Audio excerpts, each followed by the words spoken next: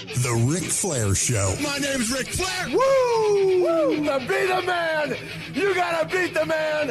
And I'm saying, woo! Right here, I'm the man. The 16-time world champion. Back behind the mic and telling it like it is. Woo! If you're not carrying the big gold, you're second best no matter what you tell yourself. I'm the best. Y'all playing catch-up ball to the nature boy. And now, your hosts of The Ric Flair Show, Ric Flair and Conrad Thompson. Woo! Hey, this is the Nature Boy, Ric Flair.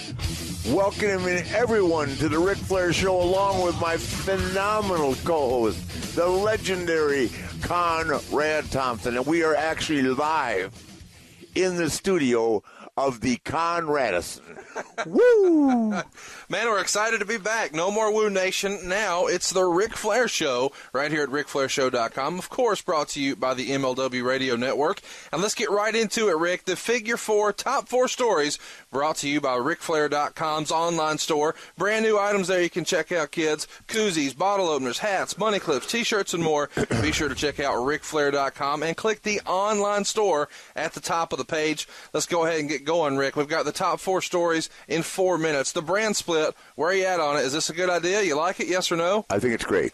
I hope that everybody can stay healthy because it's going to require a lot of depth on the roster. If everybody's healthy, it'll be awesome. So you think it's going to work. Would you put 2 separate champions on each show, or would you just have one world champion? No, I would have one world champion in both divisions. One champion for each. And I would leave the format the way it is with the championship belts. So the champions just go back and forth between the 2 shows? Either that or only on pay-per-views. Okay. Does that make sense? Yeah. I don't know, but there's got to be a way to do it. I feel like if they make other champions for each brand, then they're going to dilute it a little bit. Who would be your featured guy on each show? If they're really going to split the roster, they're going to need a headliner on each show for the house show business. Who would you put in each spot? Do you have an idea right now? Well, there are 5 or 6 guys that are, imperatively important to either brand. It's you're starting out with Roman, right? Dean, Seth, John Cena, Randy Orton's coming back. If Hunter works, boom. I mean, I'm leaving some people out. AJ Styles. I mean, the depth chart is very important. Randy coming back, as I mentioned, is huge. I don't think he starts back till SummerSlam, but it's great. I mean, it gets people talking, and the fact that they are talking about it now, and it's still a week and a half away, it's pretty cool. So I think it'll be awesome. So you mentioned Roman Reigns. Let's go to story number 2. The Roman Reigns suspension. Do you think when he comes back he's still figured into a main event spot? Yes. Do you think that this is the first time that they've kind of featured a test failure like this on TV, and will that pay off? I don't know if you remember, but Seth went on TV and actually talked about the tweet and the apology. I don't have it. I don't know. If I had been there, I'd be able to answer that question. But since Charlotte fired me, I have just watched it on TV, and I don't know what the answer is.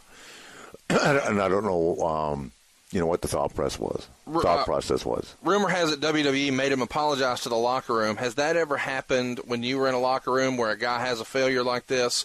Maybe he was the guy carrying the big gold and then has to come and apologize to the locker room. That seemed out of the ordinary to me. Have you seen something like that before? I don't remember ever seeing that. And I don't know, did that actually take place? Supposedly, and the word on the internet, of course, through our friend Dave Meltzer at the Wrestling Observer, is that it was a Carano decision, which probably means it came from the Triple H side of things and not the Vince McMahon side of things. So maybe it's just new era. This is kind of the new way Triple H is going to run things, you think? I'll be honest with you, without talking to those guys, which I haven't, I don't even feel comfortable commenting because I don't know what. Sure. Yeah, I just know that there had to be a reason. A reason, yeah. Well, there is a reason to watch the pay-per-view this weekend. Brock Lesnar is coming back for UFC 200. Did you see this coming? Did you think he'd be back in the UFC at this point? I did not. No, I remember I told you I've had many discussions with him, and I didn't even know he was training prior to the announcement. He'd been training 2 months prior to the announcement. He's been away 5 years, but he used to tell me it's just incredibly, incredibly intense, Rick, and it, it takes, a huge amount of time, the workout ethic, to get yourself in that kind of shape. Being in shape is one thing. Being in wrestling shape and being in UFC shape are two different things. Right. You can run on a treadmill all day long. It does not help you in the ring, in our business, or in UFC, in that case, the Octagon. So do you think that WWE has some sort of game plan for how they're going to be able to monetize this? I mean, obviously they have something in mind, but it seems unusual they'd let him out of his wrestling contract to go do this. Well, the thing that I see with Brock is he brings a lot of legitimacy to whatever product he represents because they love him on ESPN. Right. And as a matter of fact, they're going to be interviewing him today. I heard Jonathan Coachman's out there in Vegas right now, and it will be all week long. And he brings a lot of credibility. And I think I don't think that they're ever going to, work together totally. But I think that the company likes to do stuff with Ronda, and that segment with Ronda and Rock and Hunter and Stephanie was still my favorite segment of that WrestleMania. It was tremendous. So it's huge. Yeah, and I saw. Well, I never knew what was going on. I saw Ronda in the morning at the hotel, and I saw Rock, but I never knew that was going on. I wasn't privileged to know, but it was tremendous. Gosh. So, real quick before we move off of this, how do you think he does against Mark Hunt? I don't know the answer. You're that guy to answer that because I don't know anything about Mark Hunt. Now, I was with a guy in Houston last week that's a big-time name. Arn knew who he was. That thinks that Brock's going to have his hands full. Yeah, I think he's going to have his hands full, too. And here's, I guess, the obvious follow-up question. I know everything's changed, but if Brock takes a beating here, does it affect his drawing ability for WWE? I don't think so. I think Brock he's built a brand that if he gets beaten in 30 seconds, it might hurt, but I don't see that happening. I think he's smart enough that he would not have taken this if he didn't think he had a 50-50 shot. Hey, something nobody's really talked about that I just really thought of that you and I haven't even talked about. One of the reasons WWE had such a big success bringing Brock back and he was such a big success for the UFC is both companies, whether it was WWE or UFC, those fan bases were used to and accustomed to paying for pay-per-views every month. Mm. And in return, a lot of WWE fans followed Brock and wrote that check for the pay-per-view. Mm. Now those wrestling fans are not conditioned to spend $40 and $50 and $60 and $70 on pay-per-view. Do you think that Brock will be the same draw this time that he was before, since the network has really changed the dynamic with wrestling fans only paying $10 a month? Listen, I'm told, because I've been talking to John Jones, manager, that they're expecting this to be a record. And Brock's a big part of it. Sure, absolutely. Yeah, he's not the main event. It's Cormier, right? Yeah, John Jones and Daniel Cormier are going to be headliners. Yeah, but Brock brings a lot to the table. He's really popular. I mean, I'm sure Taker will be out there. I've got tickets. I can't go. I'm in Montreal. We're trying to figure out how to get you out there because you will love it. And, of course, you've met Brock many times. Sure. Yeah, so... I have to work this weekend in Montreal, but I would love to have been there. I'm a big fan of it too. But there's some guys I'm fans of, some guys I don't care about. So right. Yeah. Well, there's our Figure 4 top stories brought to you by the RicFlair.com online store. Be sure to check it out, kids. Lots of new stuff. Koozies, bottle openers, hats, money clips, T-shirts, and more, all at the RicFlair.com online store. And coming up next, man, we've got the main event. We've got the hottest free agent in all of professional wrestling, Cody Rhodes. Could we have had a bigger guest than this, Rick? No, he was absolutely awesome. He lived up to all the hype. And the kid is incredibly intellectual. He really is. He's smart about the business. He has a great respect for the business, and he's moving on and doing some really big things, and we can't wait to share it with you on the other side of this break. Exactly. MLWRadio.com, the place to go to binge on wrestling podcasts. Every Thursday, it's the Jim Cornette Experience. History in the making with historian Matt Farmer, chronicling the sport dating back to the 1800s to the modern era. Tama Tonga, Haku's son, every Saturday giving you the rundown on New Japan Pro Wrestling and having Haku as your dad. The VIP Lounge with MVP. And don't forget to check out the Writers Room featuring ex-WWE writers and bookers talking shop. MLWRadio.com, the place to binge on wrestling podcasts. Okay, while Rick's away, the mice will play. We've got Fifi the French maid with us. How's it going, Wendy? How are you? Ooh la la. Very, very well. Thank you. Well, it's time to pay some bills, and we're we're trying to help some people get out of debt and pay their bills off with First Family Mortgage. That sounds like a good idea, doesn't it, Wendy? Absolutely. First Family Mortgage is woo! Come on. Find out how much money you can save right now. Get a better deal on your home loan. Skip your next 2 house payments. Get rid of your credit card debt and make it all happen at onefmc.com. You don't need perfect credit, do you, Wendy? Nope, not at all. Do you need money out of your pocket? Nope. Do you need a bunch of debt you'd like to get rid of? Yeah, come on. Yeah! 425-0105 is the phone number, or check us out online at onefmc.com. Woo! Woo! Woo! Don't miss a minute of The Ric Flair Show. Subscribe on iTunes now. The Ric Flair Show. My name's Ric Flair. Woo! And now, more Ric Flair. Ladies and gentlemen, this is Ric Flair, the Nature Boy, along with my co-host, Conrad Thompson. And today we are blessed to be back on the airways with our new podcast. And our guest today couldn't be more highly thought of by me and a number of people in the industry. His dad and I were great friends. It's just been in the last couple of weeks that we celebrated the anniversary of his passing. But, ladies and gentlemen, today, hello, man. What's going on? Cody Rhodes. Oh, hey. How apropos that I get to be on this podcast with you and Conrad. It's Rhodes and Flair all over again. I love it. Well, you know, it's funny. I've showed you this, but our first guest on our first podcast was supposed to be your dad. Yep. On our first original, and not knowing that he had health issues, we missed each other by a day. And he had... no. Yeah, but I still have the texts. I saved them. I think I showed them to... I showed them to you. I for sure showed them to your mom, of me and him going back and forth on doing the first show. So it's always a great memory. I'll never erase them. I got him here forever. Yeah, I got the same thing. I have the last few voicemails that he left me, and the last few text messages that he left me. It was very phone illiterate, and so they don't necessarily make much sense, but I know what they mean, so I always keep them with me too. Well, I told Conrad yesterday, and I think I probably have told him 100 times, but the speech, or whatever the word would be, that you gave at the funeral was one of the most touching things I've ever heard in my life. It was awesome, and the line about your mom and why would you have any pictures in the house of any other wrestlers when you're married to Elvis? I like that. That was pretty good. I heard her say it herself when I asked her. I said, because it was something for a school project.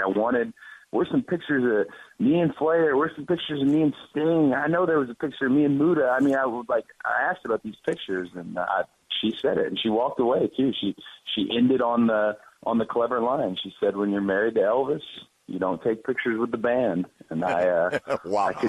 I never thought of myself as being part of the band. No. I didn't mind taking the big elbow, but I wasn't in the band. I don't think you were in the band either. I think it was her blanket statement. Listen, all the horsemen were in the band. What a great time, man. Go ahead, Conrad. I know you got 1,000 questions. Well, I'm just curious, what was your first memory of meeting Ric? I know that, you probably met him as a little kid, and it's kind of weird or kind of cool to see how that relationship has blossomed in time, but what was your first memory of Ric? Was it on TV, or did you meet him in real life? Great question. I want to say it was likely my perception and opinion was shaped from TV. Now, I don't think a lot of people know this. My dad did not smarten me up to professional wrestling. At no juncture. I think his strategy was he'll figure out some things about it as we go, which actually is a pretty horrible strategy when your father is often getting beat up, when he's laid bloody in the ring. So early on in my career, Ric Flair and the Four Horsemen were the big bad. I mean, I thought Ric Flair and I thought Tully Blanchard were the worst, just gangster-like people on the planet. So when he would bring me to these events and I'd meet them for the first time and I'd see these interactions between them, I'll never forget. I one time was like real nervous when Rick came around, and he told me afterwards, and this doesn't help with the whole not smartening me up thing either. He told me, he goes, oh, well, you know, out there it's a different situation. Back here we respect one another, which still didn't fully explain to me how any of this is going on. So I was actually pretty terrified of Ric Flair as a child. And my sister, she's like she's the stronger of the two. My sister really always had it out for Rick, always. I think my sister's like 20. Well, you and Teal were both born in Charlotte, right? Yes, sir. Presbyterian Hospital. Yeah, see, that's both where Ashley and Reed were born as well. Wow. So I saw them a lot. Dusty and I lived basically across the street from each other, two separate subdivisions, and we saw them a lot. And when we got together for, like, the Lakers and the Celtics, and because he was a Celtic, I was a Laker. Right. He was a Bronco, I was the Giants, which we'd get together for the big games and have a great time. But now I saw him grow, but then he moved to Atlanta, and I hadn't seen Cody in years, but Cody was an amateur wrestler, 2-time state champion, correct? Yes, sir. Yeah. Yeah. And so when I heard he was down there wrestling, they were the same weight class, right, but a different age group. So I brought Cody and Reed, yeah. Cody and Reed. So I started coming down to Atlanta, but they never got together. But because they were always in a different. It was like you're like 2 years older than Reed, I think, right? Are you 29? I'm 31 now. I just turned 31. You're 31? I'm 31 years old. Holy cow! I know, right? Holy cow! When's your birthday? As of June 30th. That was my birthday. Well, congratulations.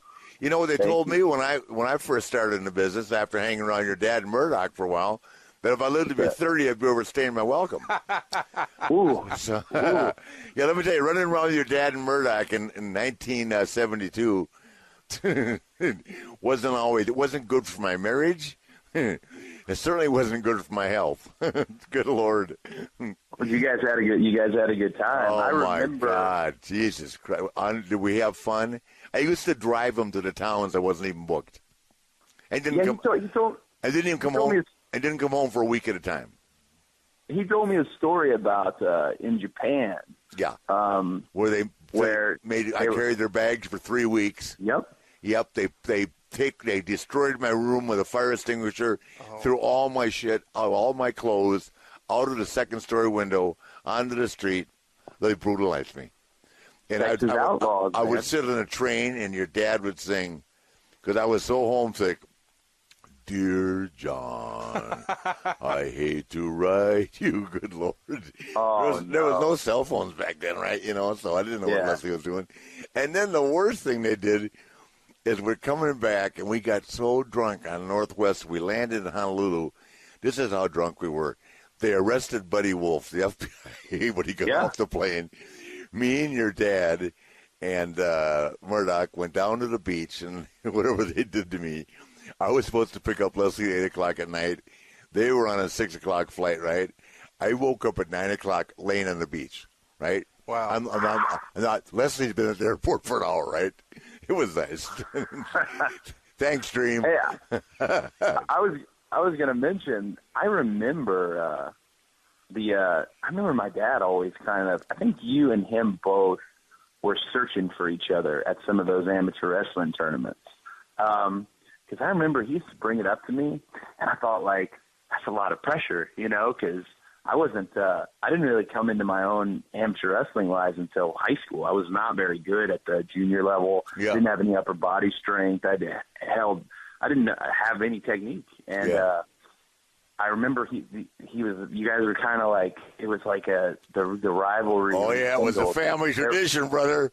We were going to find out. That would have been insanity, but it never happened, man. It wasn't because I didn't drive. Well, you remember some of those more kind of, I hate saying it, but Georgia and there in the South, some of those more hillbilly parents. Yeah. Man, when they'd wrestle, I'm sure it was the same with Reed. When they'd wrestle me, they'd treat it like they were wrestling Dusty Rhodes himself. Are you kidding? That's what Reed went through every weekend. They have 300 kids around the mat hollering and screaming. I was, of course, a bad guy anyway. At least your dad was portrayed as a good guy. But they were dying to beat Reed. Unreal. He hated it. it was almost like here you are, you're this little kid.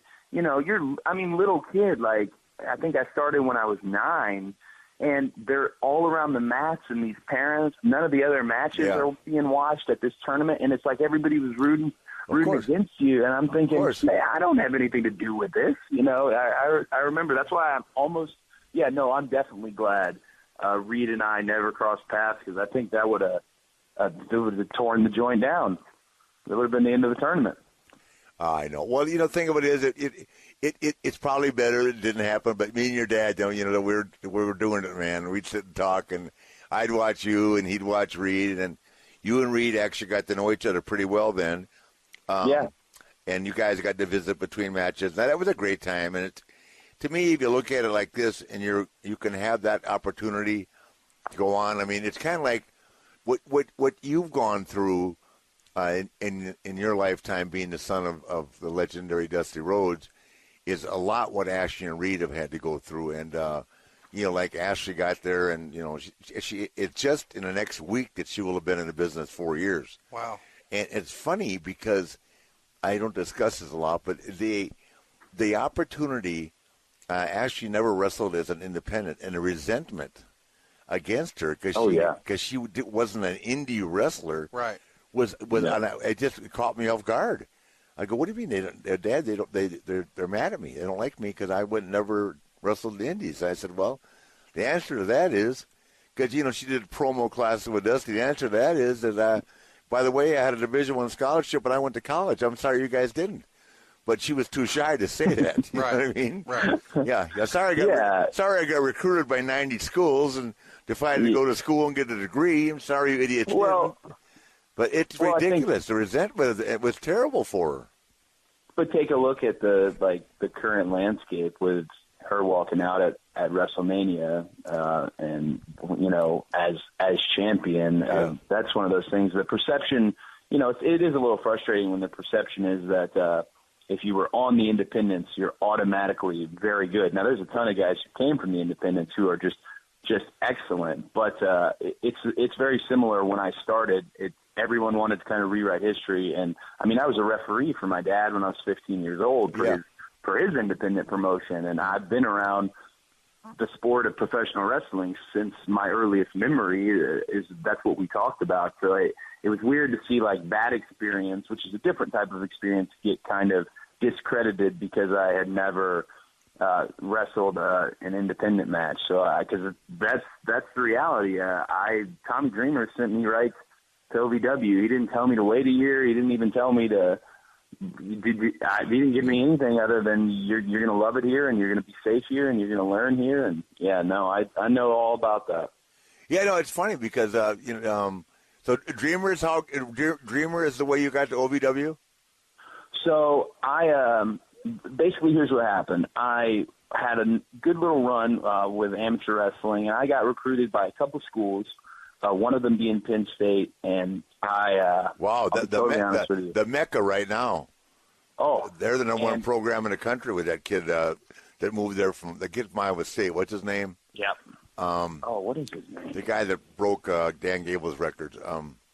It doesn't matter. They're drawing. Yeah, huge. They're drawing big houses for dual meets and stuff like that. So I got recruited, and my SAT score needed to get raised, but they seemed pretty locked in for some sort of scholarship, and I had reached the point where I did not think I was going to be able to succeed at a college level. I really didn't have any interest in going to college. What I wanted to do was I wanted to be an actor, and the reason I wanted to be an actor is because I thought I was not physically big enough to be in Dad's business. I just thought I wasn't, which is weird, but I thought I wasn't.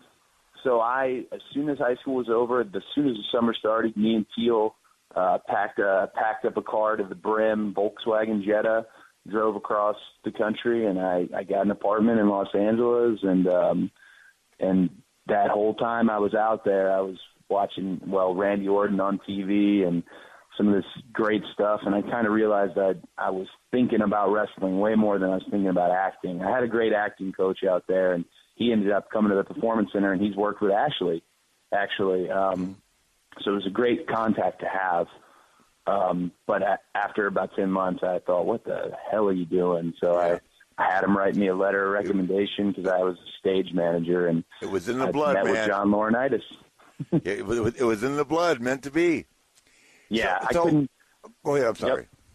No, I just couldn't run. I couldn't run from it. I met with John Laurinaitis at the Marriott, the one you guys would quite often reference. You talking about on Riverdale Road? On Riverdale Road, that very God, one.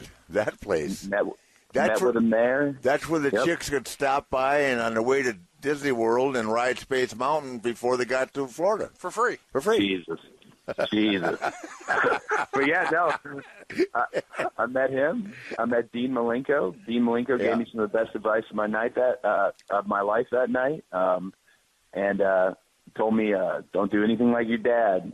Don't right now. Don't bleach your hair blonde. Don't do the jabs and don't do the elbow. Don't go by the Rhodes name just yet. Go to OVW and try to carve out your own niche. And then Tommy called me, and Tommy sent me there to Louisville. I had a great time. Great. We got to give a shout out to Dean right now. He's finally back on the road. Well, Cody, everybody's wanting to know what the biggest, hottest free agent in the entire business is planning to do next. You really set the internet on fire with your to-do list. Kind of catch everybody up as to what the next chapter of your life looks like and where people can catch you.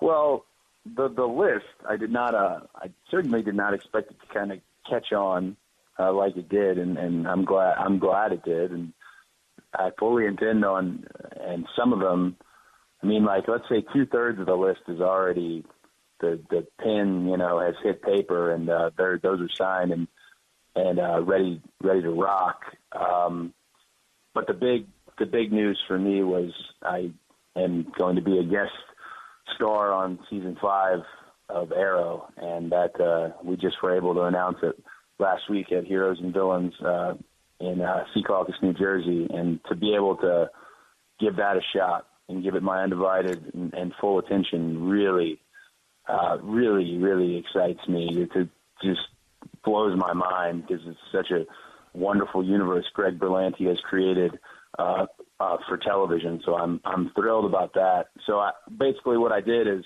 I have booked up my year for all of 2016, and there's matches every week, Friday, Saturday, Sunday, and then I'm going to take a little time off to focus on everything that comes with acting. But I'll be right back in it. I think the big match that most people I noticed Kurt Angle was me versus Kurt. Yeah, and I can't not mention that. Hey, watch the low single, kid. Hero. Watch the low single. I could watch it all day long. You'd still get me with it. You know what I'm saying? Yeah. Hey, did you watch Dolph against Seth Rollins the other night? I didn't. How was it? It was great, but Dolph took Seth down about 5 times. I think Dolph was so tired of doing the JOB that he likes to show everybody that it's fantasy. I think that people forget because he's not necessarily as big. Yeah.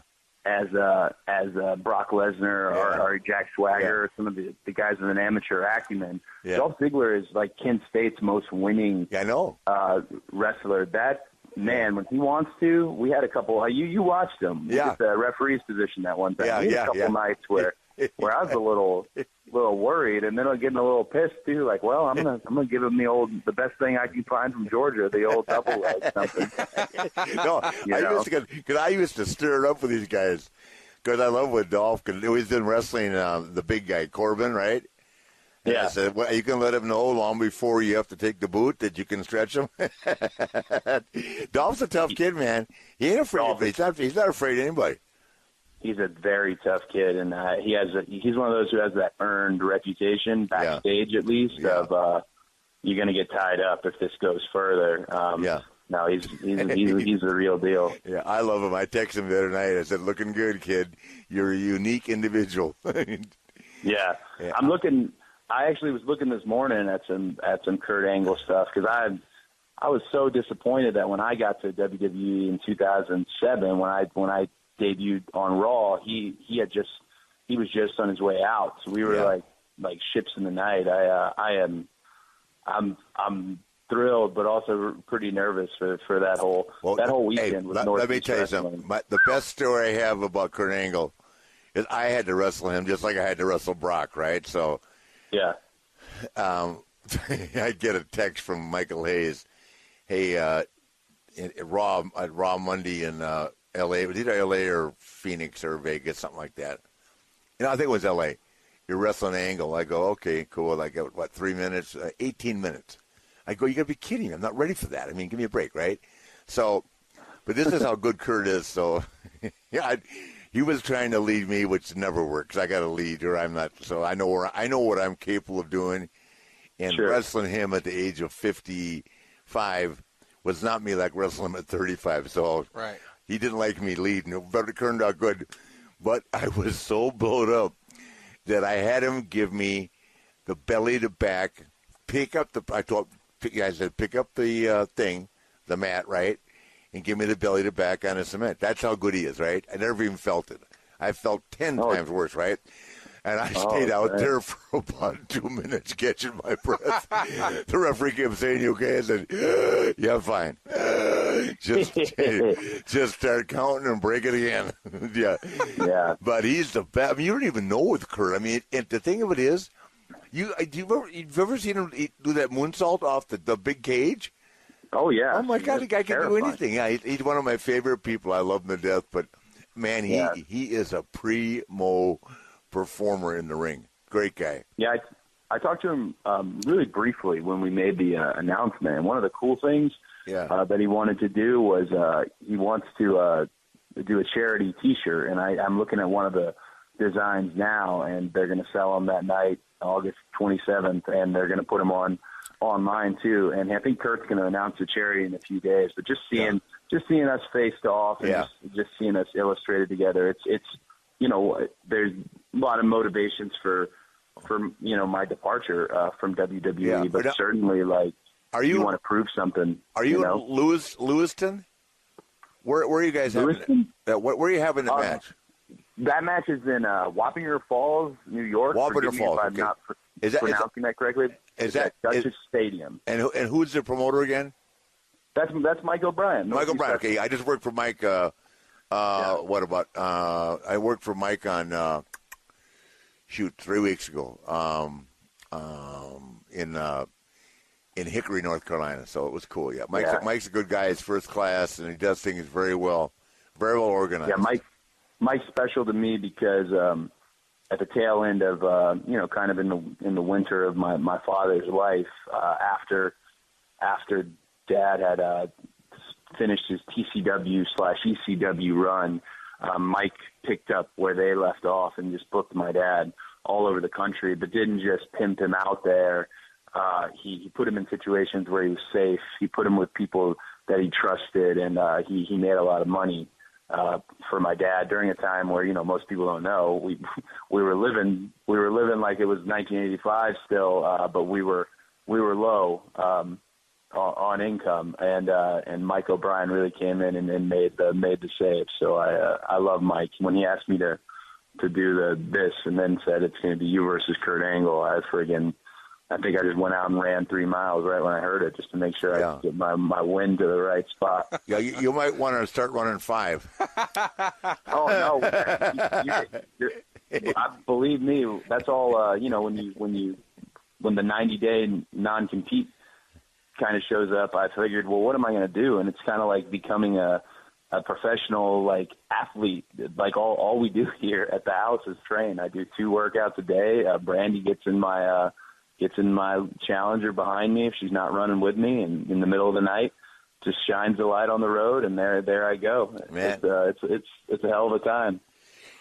Well, that isn't the way your dad would have trained, but I admire you for it. Different strokes. Please tell me you're having a Coors Light after those training sessions. Honestly, Rick, I'm gonna break the news to you. I only people that I ever have Coors Lights with, was you and Fitz Finley. I am not a big. I think you made that. I think you've deduced that from the European door. Dusty and I are not alike in the party sense of things as much as a I lot of realize folks would that. like My us to God, be alike. you're still alive. Your dad was walking a fine line like I have been, man. Well, I know you had a beverage at your house in the party at WrestleMania. Man, you were the guest of honor. We really missed you. Yeah, I know. I had to go rehearse. You know how that goes. Oh, absolutely. There all night, So, Cody, let's address the internet rumor that has Reddit going wild. Okay. That this is all a big elaborate hoax between Cody Rhodes and Triple H, and it's just an angle to get rid of Stardust, and Cody Rhodes will be back after he drums up some internet buzz on the indies and then makes his triumphant return to WWE. I can tell you 100% that WWE and myself have gone separate ways. I saw even there was a rumor about like a merchandising contract, and that I think that might have stemmed from the fact that the only discussion post WWE was about my dad's book, and it was very important to me that they granted me the right to write his book before I left. But it was important, I knew that was one of the big risks I was taking with leaving as well. They may take the book away from me. They did not. I'm still writing Dusty Rhodes, Wrestling's Last Cowboy, and I'm excited at the progress it's taking. I didn't want anyone else to write it. Dusty was he was my best friend. We were very close, and everybody knows that. And I've tried to kind of do justice to his legacy, as has WWE. Triple H rolled out a hell of a series of things. The statue, the tournament. Oh my God! Hey, yeah. Not to jump in on you, but the. Oh yeah. And I talked about it this year at the Hall of Fame, if you remember correctly. Yes, sir. I thanked the company what they did, which was appropriate. It wasn't like it wasn't unexpected. Does that make sense? Yeah. But they more than honored his memory. Honored his memory, and they put it in a position where it'll be there forever, and everybody. It's just one of those special things, and they did pretty damn near the same thing for Roddy on a smaller scale because of the fact that the funeral was, outside of Portland, Oregon, impossible to get to. But and they didn't have the relationship quite with Roddy that they had with your dad. So your dad was, currently working at NXT and all that, and just really part of the family and such a contribution. But boy, I tell you, here's how sad it was. I was getting on a plane. I was so excited to go see the Cleveland Cavaliers in Game 6. Right. And of course you were. You tweet about it. No, I'm talking about last year. Well, you were tweeting I know, then but too. I feel like when I follow you, most of your tweets are about the Cavs. Of course they are. Yeah. Well, I don't know what it is. I must have a man crush on LeBron or something. But I'm ashamed to admit it. Anyway, I like him almost as much as I liked your dad back in '72. That's saying a lot. So anyway, I'm sitting to get on a plane with Wendy, and I get a call from Hunter. He said, "Hey, the dream went." I said, "What?" I almost fell over. It's one of those things that I had just been with him a couple days before. I had just been with him on Tuesday, and he was so pissed that I was getting to go to the game. I was down there visiting Ashley, went by the Performance Center, and he was so pissed that I was getting to go to the game because we've always jealous about sports. And then I got the call, and then, geez, what? Yeah, he went. Yeah, I'm sorry. Go ahead. No, you had seen him a few days before. He went to work the day before. No, I know. I was in the office with him. We were bullshitting about it because Bret Hart had paid you this awesome compliment. I think I told you the story. Yes. Bret had said to me, he said, we had him on the podcast. Right. And Bret said that he thought that it was that the company didn't handle you and promote you the right way. He liked somebody else, too, that was it. He really put over Cody and thought Cody was one of the best performers on the roster. Oh, he did for sure, yeah. And your dad was pretty happy to hear that. So, and I am positive. It's hard for you to see that right now, but this little break from TV. It's funny. I took the year off because I thought when the company got bought by WWE that I was on my way. They called me and said, "You want to come?" I said, "Hell, I didn't hear from them for a year." Right. So, Yeah. but it gave me a break from everything. I was so stale from WCW and the nightmare of working there, and I was so happy to close down. But when I came back, I mean, and you know they're going to reach out to you, and it'll all work out. You'll be back doing it again. And at 31, I mean, you got so much ahead of you. You've been pretty much injury-free. That's the only thing you got to be careful of in the independent stuff. Don't be doing that moonsault off the cage or anything, okay? Because Lombardi's a good guy, but he's not going to pay you for your health insurance, okay? No, I think I kind of retired the moonsault. When I saw you do that, I almost came out of my. When I saw you do that, I almost came out of the chair. It was against you were wrestling against Road Dogg and. Yeah, see that one kind of goes bad because. See what a memory I've got. I can even tell you who you're working with. That one goes bad because he didn't really have much choice, and my knee would have come down right on his head, and I was cockeyed, and I went from the middle, not the corner. It was funny because I was so confident from the one I'd done with Cesaro in Madison Square Garden, where I rolled right into the pin, 1, 2, 3, and the people came alive for it. So I thought, oh well, it's TV. I also have a fear of heights, so as soon as I set my feet, that's kind of my rule. I look down at my feet.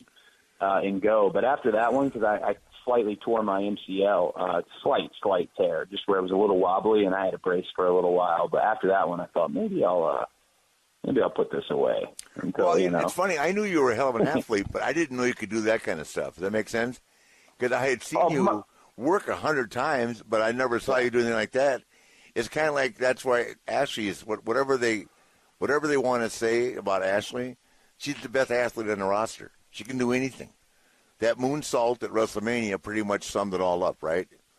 I mean, it was picture perfect. Yeah, I mean, and she can do anything. Now, you know what she wants to do when she wrestles at SummerSlam? She wants to do that. No, don't give a spoiler right now.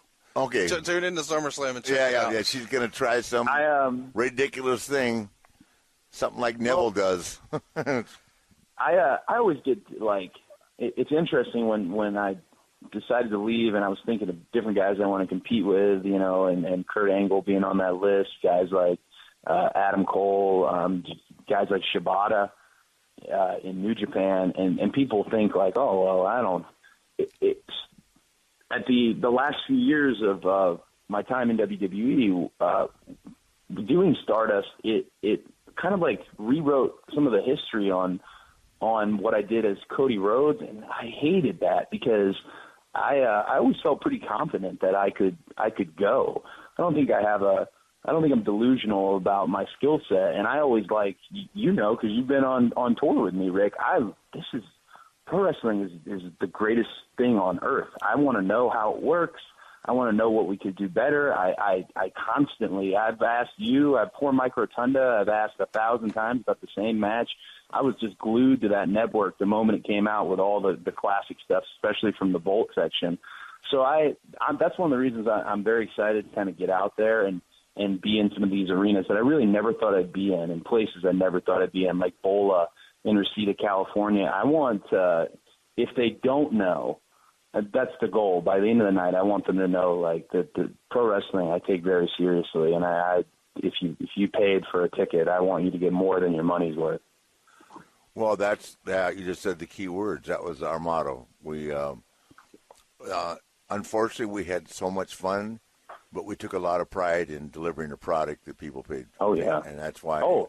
That's why it was. If it wasn't working in 30 minutes, I was out there for 45. If 45 wasn't working, I was out there for 50 because I didn't want to let anybody down, and I think that was something that's helped my career along the way. Is people knew that I wasn't going to take a night off if there was 200 or 20,000. So, and that's very important. I mean, to have that much pride in yourself and that much pride in the product. So. Yeah, it worked. I mean, your dad and I, man, who knows? It wouldn't matter, but it was never 200 with me and your dad. Sorry to report to anybody else, but it was never 200. Maybe 10,000 every night. I watched kind of your series of matches with Dream this past week. I got real retrospective. I think I texted you from my bar. You sent me one, yeah.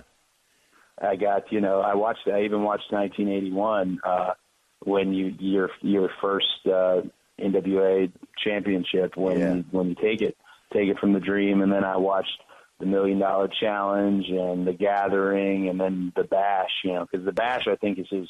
When I was a kid, I watched the Bash with him, and I think that's his favorite of all your matches in the cage. Small package 1, 2, 3. Yeah, 30-year anniversary of that coming up, July 13th. Oh, is that right? Yeah. Well, here's the deal. I go on record as saying, this is the only thing that I've had a lot of beefs with the NWA, but towards the end of it. But to put us in Kansas City where nobody knew us, unless they had a little bit of Atlanta TV, right? And have the switch there in a building that held 3,200 people, instead of having us do it in Florida or Charlotte or somewhere, they wanted to take, of all the places, and your dad had just gotten it. He didn't want to lose it. Michelle was there. I felt terrible. No. Huh? Oh, they guilted you. Well, no, I felt terrible because your dad didn't want to lose it, and all of a sudden it just came around. He didn't want to lose it that fast. And do you think they did it in Kansas City to protect Dusty rather than an area where he was super hot, like in Florida, that maybe he drops it in Kansas City, it doesn't hurt him as bad? I don't know the answer to that, but great question. It's a good question, but hell, we could go anywhere, right? But it should have been someplace where we're both over, right? It could have been in Georgia. It could have been neutral. It had to be North Carolina. It could have been Atlanta, Georgia. It could have been Columbus, Georgia. And had it been where someplace where they knew us and we could tear it down, it just was I thought a really unfair scenario that I didn't tell anybody because I was instructed not to, and your dad of course brought Michelle, but my mom and dad came. It's one of the few times they saw me wrestle. I didn't take Beth. I didn't tell her. She was so wasn't mad. That one of those situations where the vote was like one of those split votes amongst the NWA board? Yeah, it just 5-4. If you 5-4. If you watch that Kansas City match, and to your point exactly, like had that been the Bayfront Center, had that been, it's very strange. Well, or Greensboro, but just to put it in neutral territory, put it in Atlanta. All right, that's going to go ahead and conclude part 1 of our Cody Rhodes interview. Be sure to tune in next week for part 2 with Cody Rhodes, the hottest free agent in all of professional wrestling, and it'll be our second show here at our new home on MLW Radio Network. It's the Ric Flair Show, and you need to make sure to follow Cody on Twitter. He's at Cody Rhodes. You'll get more information about all his upcoming matches, like Evolve 66. It's August 19th in Joppa, Maryland. He's taking on Zack Sabre Jr. That's a dream match people didn't think was ever coming.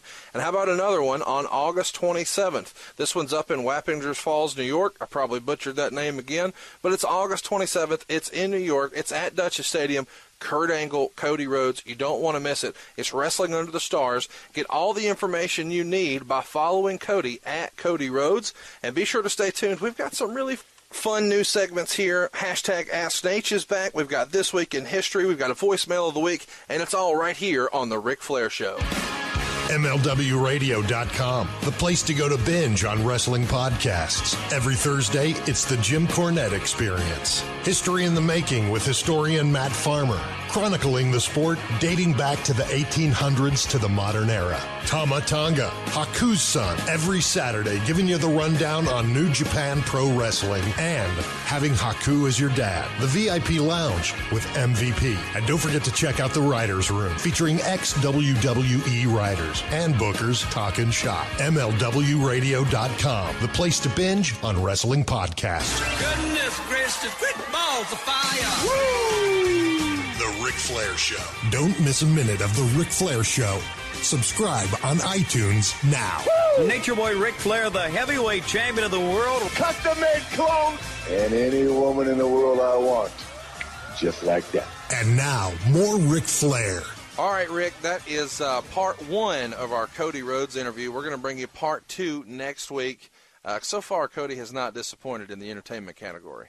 No, not at all. He's phenomenal. And, as we talk about, he's an incredibly gifted athlete. He's a very, very, very nice young man with a beautiful wife, beautiful sisters, brothers, beautiful mother. He's in a good place. He's in a very good place, and we are too, because we're bringing you This Week in History, brought to you by our friends at Mid-Atlantic Gateway. You should check that out at midatlanticgateway.com. Great friend of the show, Dick Bourne, is reliving all the memories there from the Mid-Atlantic territory. And we want to talk about some Mid-Atlantic right now. This Week in History, Rick, the very first War Games, all the way back in 1987. It was at the Omni. It featured Dusty Rhodes, Nikita Koloff, and the Road Warriors against the diabolical Four Horsemen. What are your memories of that match? That was phenomenal. It was just, that was an extension of Dusty's genius. They were brutal, and poor JJ broke his collarbone and his shoulder because Doomsday Device, right? No, not Doom. Joe of the Road Warriors picked up JJ on his shoulder, and Mike jumped off the top turnbuckle. There was not enough room. The cage wasn't high enough, and poor JJ got killed. He dislocated his shoulder, Yeah, right? yeah. Something I think he pretty bad. cracked his collarbone, too. He was in bad shape. Was that JJ's last match? If I'm not sure, I'll guarantee it was the last time he took that finish. So this is a Dusty creation, so it's fitting that we had Cody on today. Yeah. Is he the one who pitches you the concept for the idea? Yeah. He didn't pitch me. He just came up with it, and we loved it. It was great. I mean, we took that thing everywhere. People, that was one of the biggest draws I would assume, in the history of our industry. I would think. Whether it was Sting or Nikita, but the Road Warriors and Dusty were the magic. Right. And the other components all worked out. So who laid those matches out? Was that all Dusty? The Dream Man. Put the check by the name. And so the check by the name, what does that mean? That means that you were going to bleed. Okay. Yeah. So I had 2 checks. So in the back before the match, there's like a match layout, maybe on a dry erase board or something. Yeah. And if the check mark means you're getting color. Yep. Wow. Okay, Yeah, cool. yeah. So let me ask you this. War Games is obviously super popular. We get a question about it all the time on Twitter. Do you think that is a concept that could work in the current WWE product, or since there's like a ban on blood, would it just be dead in the water? Well, number one, I think a lot of what made that successful were the personalities. Right. So it would be very hard. I don't see that same group of personalities on the roster there now that would, sacrifice themselves like that. Not sacrifice themselves, but would want to do that kind of stuff, And number two, it's not allowed. Right. But the Road Warriors were phenomenal in that situation, and Dusty, of course, was incredibly colorful. Sting came in when Nikita came and went, and then it was the 4 of us, interchangeable with Barry and Lex Luger. But we all worked hard. It was a we did that 40 consecutive days. Great American Bash, right? 40 War Games in a row, 42 days. So I'm curious, how do you get out of that? That's 42 days, not weekends. Right. 42 straight days. Yep.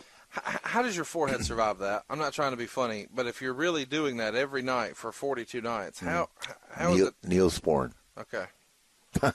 It seems like that would have to be. That's it, man. Just keep it plastered on. And a lot of alcohol. Well, we had some of that last night. Yeah, we did. Thank you again.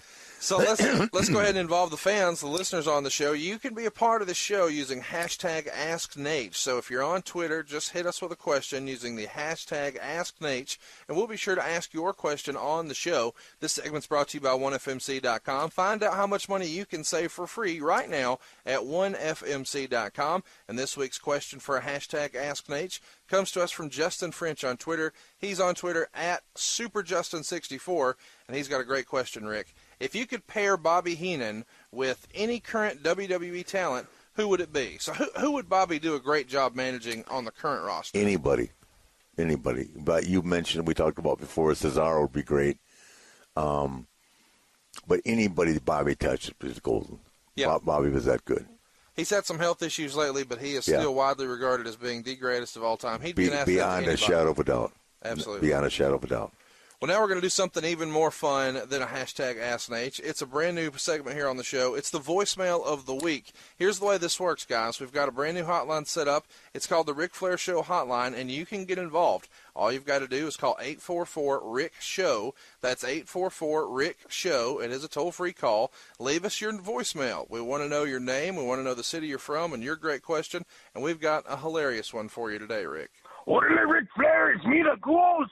Ahua! Guzman Franco here from Texas way, San Antonio, Texas. And I got one question for the 16th-time champion of the world, man. Orderly guy, I like to make the love to the ladies way. And I like to make the love and wine them and profile them and make them feel good. But then I can't get rid of them, vato. They keep following me because they want more of the goose. What do I got to do to trim the ladies off my tail, vato? Ahua! So what do you think, Rick? How do you get the chicks to leave? That's the trick. That's the question. Well, in the first place, you have several cell phones, right? And you just delete the number, right, and block the call. And number two, you have another room that you leave to. Okay, so you're saying from a hotel aspect, you rent a second room. Yeah, you never bring them home. And so you don't want her to leave, you leave. Yeah, I just get up and leave.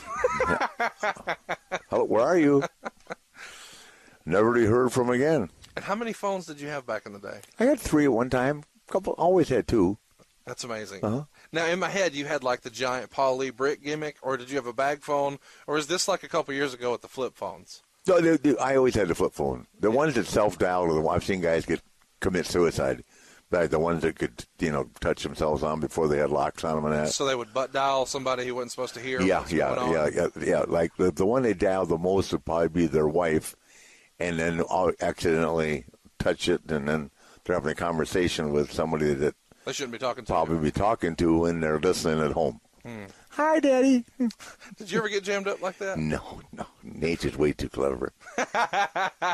Well, Rick, I had a hell of a time with you today on our very first episode of man. the Ric Flair Show. We're back. We're back, We're man. back, man. Woo, looking good. And absolutely. Let's make it happen. Let's give a shout-out and some thanks to all of our great supporters. Of course, you need to check them out on Twitter. It's at MLW. Our great host today, our great guest today, at Cody Rhodes. Of course, the super agent at Legacy Talent LLC. You got to give Melinda a plug. The super agent, the superest agent of all time, agent / lawyer / the most important person in entertainment today. Sports entertainment today. Lucky to have her as an agent. She bails me out periodically, and every now and again. And that's my career. We won't bring that up, but she's got the LA connection, so. Instead of being TMZized, they actually like me now. So well, I like it. Yeah, it's unusual. And we like our sponsors. We tested that marketplace about a month ago, and did you really? Yeah, the Boston thing. That's all behind us. Roll Tide. It was a mistake. Yeah. It was a youthful indiscretion. Hey, what was the text that you sent me when I landed in Orlando?